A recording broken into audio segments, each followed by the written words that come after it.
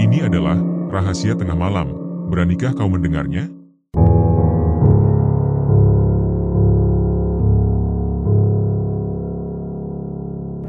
Bunyi sepeda motor yang memekakan telinga terdengar lagi, mengganggu suasana tenang di sekitar. Seperti biasanya, tiga pemuda tanggung bermain-main dengan knalpot motor mereka, menciptakan kebisingan yang membuat lingkungan sekitar tak nyaman. Ketiga pemuda itu adalah Fatih, berusia 19 tahun, Joni, 17 tahun, dan Herman, juga 19 tahun. Mereka berasal dari kampung Wonosari di kota Depok, dan selalu membuat onar serta menciptakan masalah di kampung mereka. Berbeda dengan Joni dan Herman yang masih memiliki orang tua lengkap dan merasakan kasih sayang dari kedua orang tuanya, Fatih adalah seorang yatim piatu yang dibesarkan di sebuah lembaga sosial anak di kampung itu. Fatih, dengan kulit putih dan wajah yang cukup manis, memiliki ciri khas berupa tahi lalat besar di pinggir matanya serta tahi lalat hitam di lehernya seukuran uang logam Rp500. Matanya sipit dan sayu, rambutnya gondrong sejak kecil hingga remaja. Sejak kecil, ia tinggal di lembaga sosial yang menampung anak-anak yatim piatu, anak terlantar, dan anak jalanan. Selama berada di sana, ia dan anak-anak lainnya dididik layaknya di sekolah, diajarkan sopan santun, toleransi antar teman, serta diwajibkan mematuhi aturan lembaga. Namun, seiring usianya yang semakin mendekati masa remaja, jiwanya mulai memberontak. Fatih berubah menjadi pemuda yang liar, kasar, dan nakal. Akhirnya, ia memilih untuk kabur dari lembaga yang telah membesarkannya, dan sejak itu ia menjalani hari-harinya di jalanan bersama anak-anak jalanan lainnya. Pada dasarnya, Fatih adalah anak yang baik, namun kerasnya kehidupan tanpa kasih sayang orang tua membuatnya berubah. Untuk bertahan hidup, ia melakukan berbagai cara, termasuk tindakan yang tak bermoral. Fatih, bersama Joni dan Herman, menjadi pemuda berandalan. Mereka sering terlibat dalam mabuk-mabukan, pencurian, dan tindak kriminal lainnya, terutama pembegalan motor. Sasaran mereka adalah orang-orang yang sering melewati jalan-jalan sepi, baik siang maupun malam. Sudah banyak korban yang jatuh akibat ulah ketiga pemuda itu. Meski penduduk kampung mulai resah, mereka tak memiliki cukup bukti untuk melaporkan ketiganya ke pihak berwajib. Lebih dari itu, Fatih dan teman-temannya kerap mengancam akan bertindak lebih sadis jika mereka dilaporkan. Hari ini, seperti biasanya, ketiga pemuda itu berencana melakukan pembegalan di sebuah jalan yang menghubungkan kampung mereka dengan kampung sebelah. Fatih, sebagai pemimpin, memastikan bahwa rencana mereka matang. Mereka bertiga menaiki motor yang sudah dimodifikasi untuk melancarkan aksi mereka. Perjalanan ke tempat yang dituju hanya memakan waktu 30 menit, meski biasanya perjalanan tersebut membutuhkan waktu 1 jam. Mungkin karena mereka mengemudikan motor dengan kecepatan tinggi. Setibanya di lokasi, suasana tampak sepi.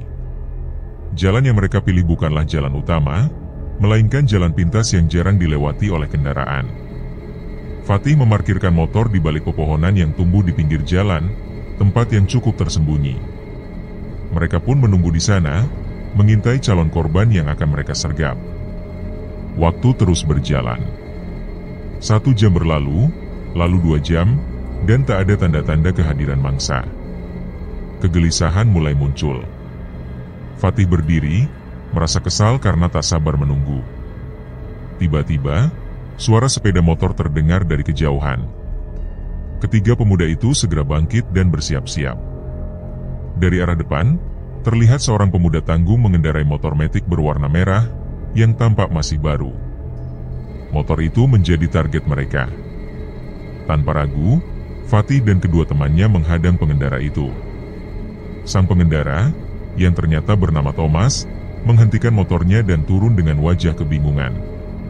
Fatih dan teman-temannya menatapnya tajam, bersiap melancarkan aksi mereka. Thomas, meski merasa terganggu, masih berusaha untuk tidak gentar.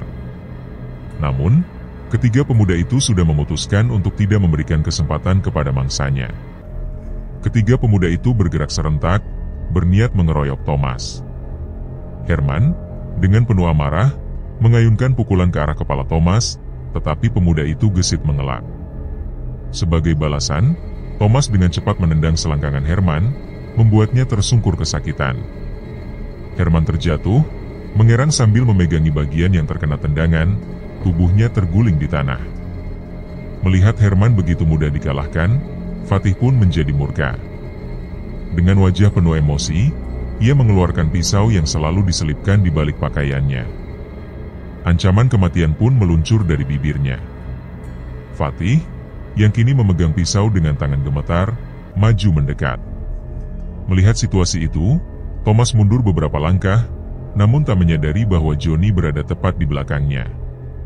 Dengan cepat, Johnny mengambil batu dari pinggir jalan dan menghantam kepala Thomas. Jeritan kesakitan keluar dari mulut Thomas. Darah mengalir deras dari bagian belakang kepalanya yang terkena batu. Thomas, yang kini merasa pusing dan tak mampu menahan pendarahan, berlari ke sana kemari dalam kebingungan. Pemandangan darah dari kepalanya sendiri membuatnya semakin panik, dan ia tak mampu berpikir jernih. Di kejauhan, terdengar deru sepeda motor yang semakin mendekat.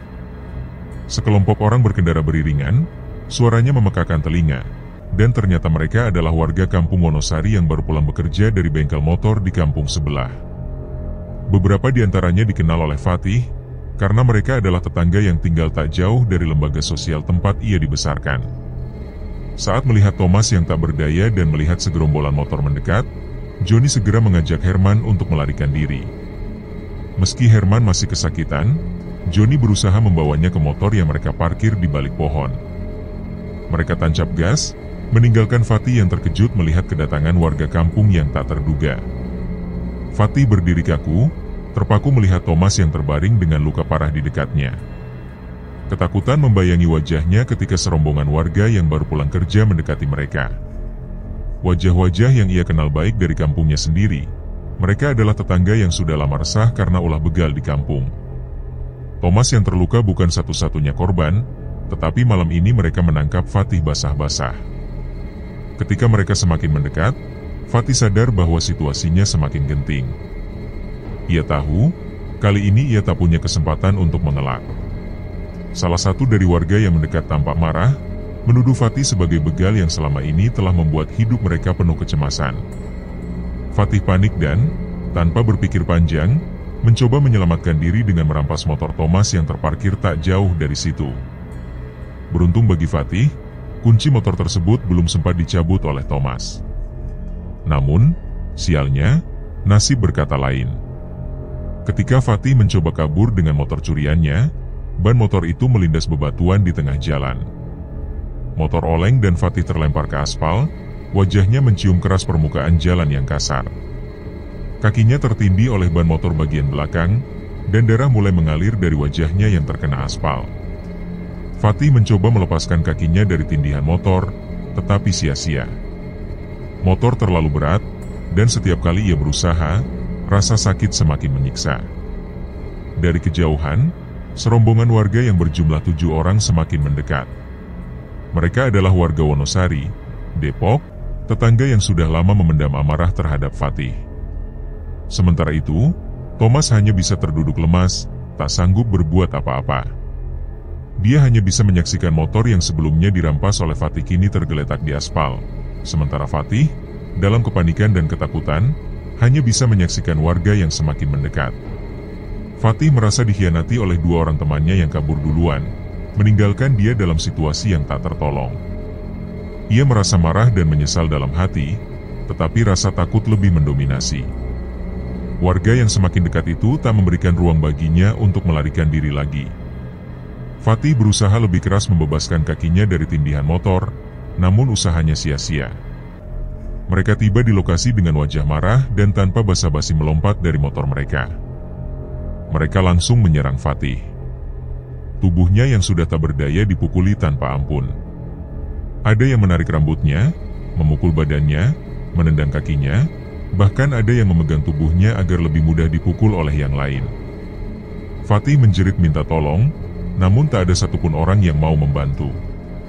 Pemuda itu hanya bisa menyesali nasibnya yang babak belur dihajar oleh warga kampungnya sendiri. Dalam hati, ia mengutuk Herman dan Johnny, 2 temannya yang telah meninggalkannya begitu saja di tengah kekacauan ini. Warga yang berjumlah 7 orang itu tak menunjukkan belas kasihan. Walaupun Fatih menjerit dan memohon ampun, mereka tak menghiraukannya.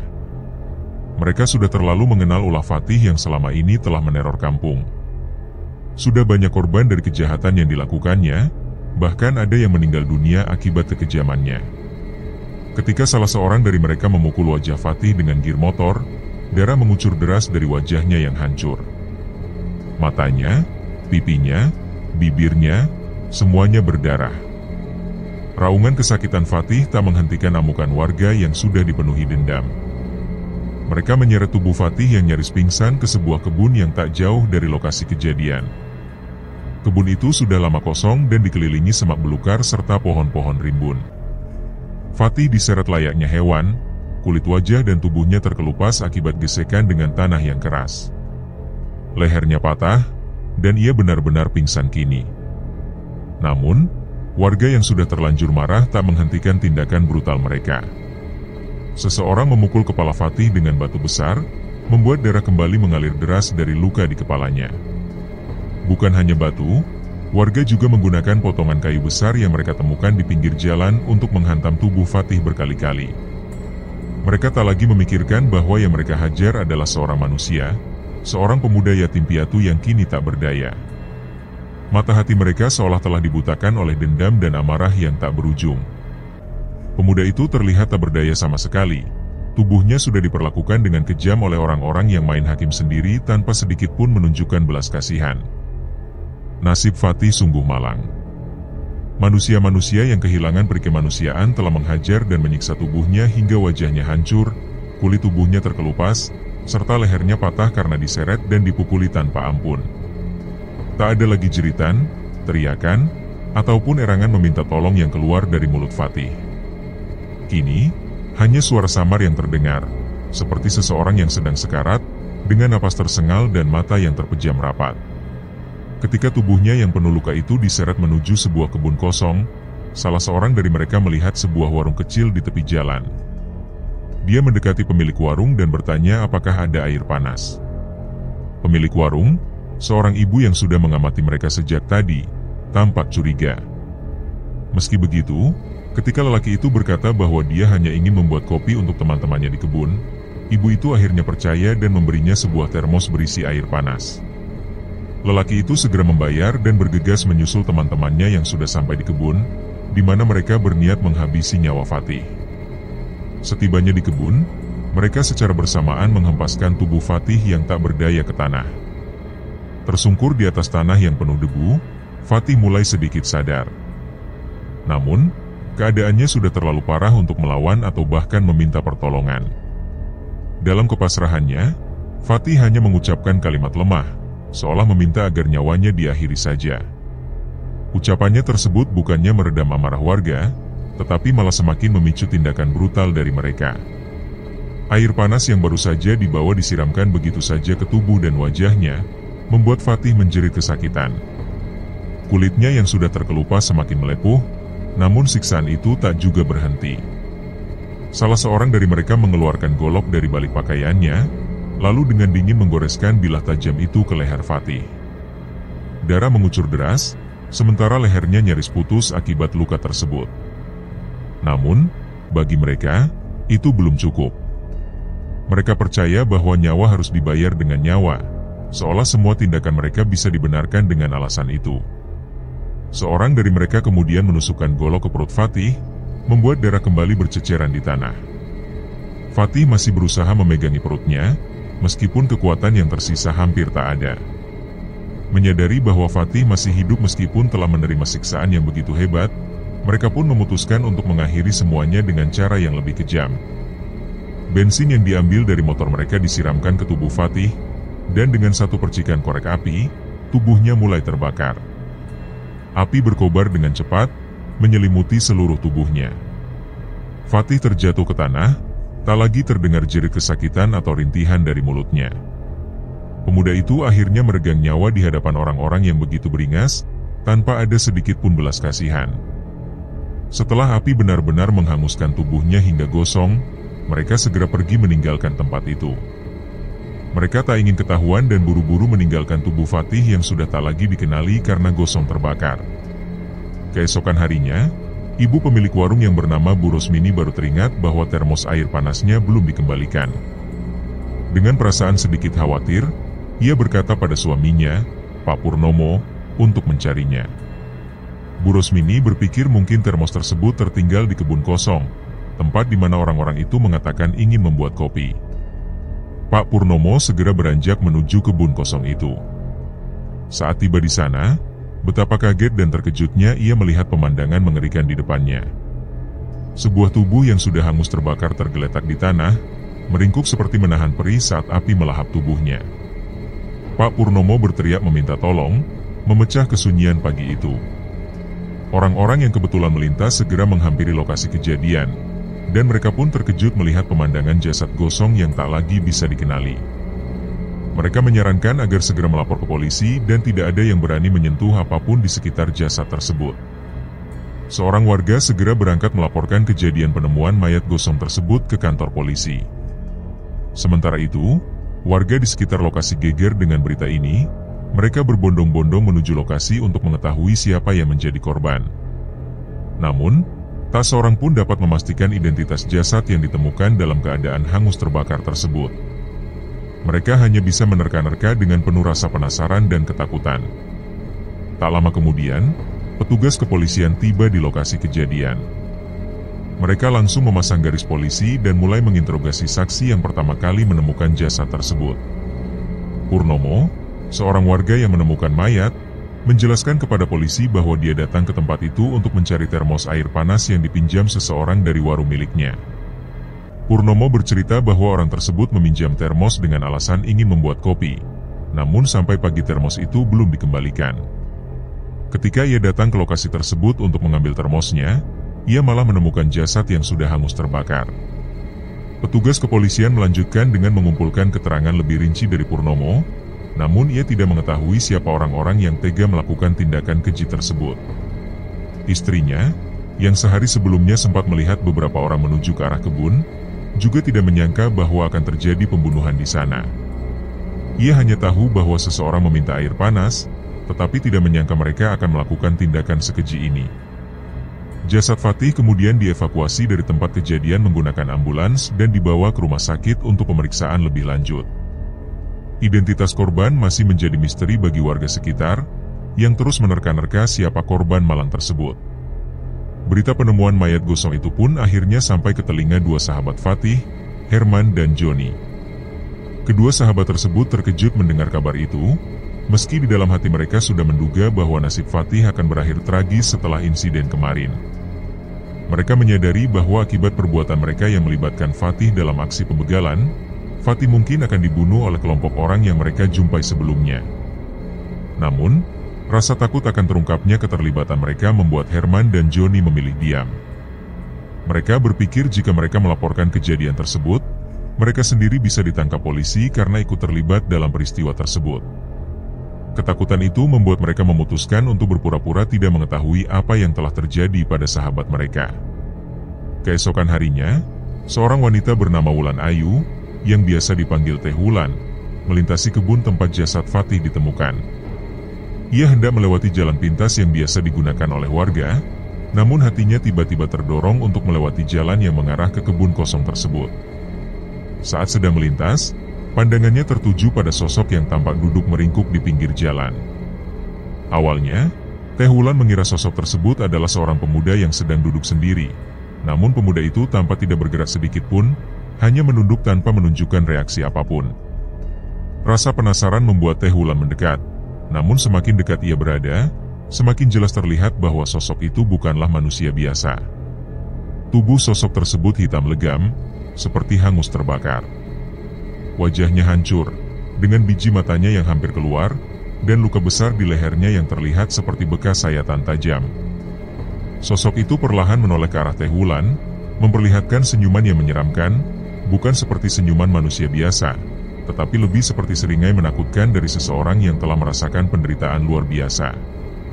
Di hadapan sosok menyeramkan itu, Teh Wulan merasa tubuhnya kaku. Sosok itu memperkenalkan dirinya sebagai Fatih, korban dari pengeroyokan dan tindakan main hakim sendiri oleh sekelompok orang yang tanpa belas kasihan.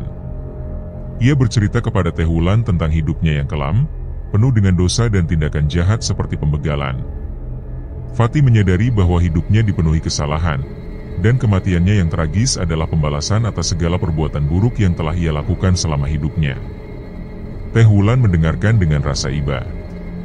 Meski Fatih adalah sosok yang jahat, penderitaan yang dialaminya tetap menimbulkan rasa kasihan di hati Teh Wulan. Fatih bercerita bagaimana ia melihat tubuhnya sendiri terbakar hidup-hidup, disiram bensin, dan dibakar dengan kejam oleh orang-orang yang menghajarnya. Di saat-saat terakhirnya, Fatih hanya bisa merasakan rasa sakit yang begitu menyiksa, serupa dengan rasa sakit yang pernah ia timpakan kepada orang-orang yang menjadi korban pembegalannya. Setelah mendengarkan cerita tragis itu, Teh Wulan merasa bahwa tugasnya adalah untuk mengungkap kebenaran tentang siapa Fatih dan memberitahu orang-orang tentang nasibnya. Keesokan harinya, Teh Wulan melaporkan bahwa jasad gosong yang ditemukan di kebun tersebut adalah Fatih, pemuda yatim piatu dari kampung sebelah, yang telah menjadi korban kekejaman orang-orang yang tak bertanggung jawab. Kabar tersebut langsung menyebar ke seluruh kampung tempat asal Fatih. Warga terkejut mendengar bahwa pemuda malang itu menemui ajalnya dengan cara yang begitu mengenaskan. Mereka menyesali bahwa Fatih, yang seharusnya memiliki masa depan yang panjang, harus menemui maut dengan cara yang tragis. Rasa penyesalan pun menyelimuti penduduk kampung, namun semuanya sudah terlambat. Akhirnya, jasad Fatih dimakamkan di pemakaman umum tanpa dihadiri oleh satupun anggota keluarganya. Teh Wulan pun segera menghubungi sanak saudara Fatih yang masih tinggal di kota, dan menyampaikan berita duka tersebut kepada mereka. Pada awalnya, keluarga Fatih tidak pernah menyangka bahwa Fatih akan terlibat dalam peristiwa yang mengubah segalanya.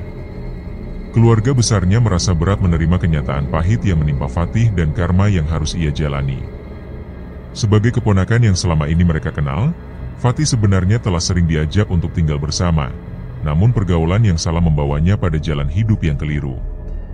Kini, keluarga hanya bisa berserah kepada pihak kepolisian agar kasus ini diusut tuntas, berharap ada titik terang atas kematiannya yang tragis. Setelah kabar kematian Fatih tersiar, kegelisahan menyelimuti beberapa orang, terutama Joni dan Herman, dua orang teman dekatnya yang sering terlibat dalam perbuatan buruk bersama Fatih. Rasa takut mulai menguasai mereka. Mereka khawatir polisi akan mencurigai keterlibatan mereka dalam kasus ini. Namun, ketakutan itu mereka sembunyikan, berusaha meyakinkan diri untuk tetap berpura-pura tidak tahu apa-apa jika sewaktu-waktu ditanya oleh pihak berwenang atau warga setempat. Penyelidikan polisi pun berlanjut, tetapi tidak mudah. Penduduk desa tampak enggan berbicara, seolah menyimpan rahasia besar. Bukti yang tersedia juga sangat minim, bahkan hampir tidak ada, membuat proses penyelidikan tersendat. Akhirnya, tanpa bukti tambahan, kasus itu terpaksa dihentikan sementara, menunggu petunjuk baru yang dapat membuka tabir kematian Fatih. Malam itu, di sudut desa, beberapa pemuda berkumpul sambil bernyanyi diiringi petikan gitar. Suasana santai itu tiba-tiba berubah ketika terdengar suara yang sangat familiar di antara mereka. Suara itu memanggil salah satu nama mereka dan meminta untuk bergabung bernyanyi. Semua mata menoleh ke sumber suara, tetapi yang mereka lihat adalah sosok menyeramkan, jasad Fatih yang telah gosong terbakar, dengan wajah hancur dan bola mata yang keluar dari tempatnya. Ketakutan merajalela. Beberapa dari mereka mencoba membaca doa untuk mengusir sosok itu, namun Fatih tidak bergerak pergi. Sosok Fatih mengungkapkan bahwa ia datang bukan untuk menakut-nakuti, melainkan untuk meminta maaf kepada semua orang yang pernah menjadi korban perbuatannya. Dengan perasaan campur aduk, para pemuda itu akhirnya memaafkannya. Setelah mendengar permintaan maaf mereka, Fatih perlahan menghilang. Keesokan harinya, cerita tentang kedatangan arwah Fatih menyebar luas, membawa ketegangan di seluruh desa. Dalam suasana desa yang mencekam, Pak Slamet dan istrinya tetap menjalani hari seperti biasa meskipun rasa kehilangan anak sematawayang mereka, Sidik, masih membekas. Anak mereka menjadi korban begal yang pelakunya hingga kini belum diketahui. Suatu malam, ketika sedang duduk di teras rumah, mereka mendengar suara salam dari arah gelap. Setelah mencari tahu, Pak Slamet dikejutkan oleh penampakan Fatih yang mengaku sebagai pelaku pembunuhan Sidik. Dengan penuh penyesalan, Fatih meminta maaf atas perbuatannya dan berharap dimaafkan agar jiwanya bisa tenang. Meskipun hati mereka berat, Pak Slamet dan istrinya dengan tulus memaafkan Fatih. Setelah mendapatkan pengampunan, sosok Fatih pun menghilang di tengah hembusan angin malam yang dingin. Berita bahwa Fatih mendatangi para korbannya untuk meminta maaf akhirnya sampai ke telinga Teh Wulan, seorang wanita yang dikenal sebagai aktivis peduli masyarakat. Ia datang ke desa untuk memastikan kebenaran kabar tersebut dan melaporkannya ke pihak kepolisian. Dalam prosesnya, tekanan psikologis dari kedatangan arwah Fatih membuat para pembunuh Fatih, termasuk Joni dan Herman, menyerahkan diri ke polisi. Namun, salah satu dari mereka tidak sanggup menghadapi rasa bersalahnya hingga memilih mengakhiri hidupnya di penjara. Pada malam setelah para pelaku menyerahkan diri, Fatih kembali muncul, kali ini menemui Teh Wulan. Ia mengucapkan rasa terima kasih atas bantuan wanita itu dalam menyelesaikan kasusnya. Setelah itu, Fatih pun pergi untuk selamanya, meninggalkan pesan moral bahwa setiap perbuatan buruk akan membawa konsekuensi, dan penyesalan datang terlambat.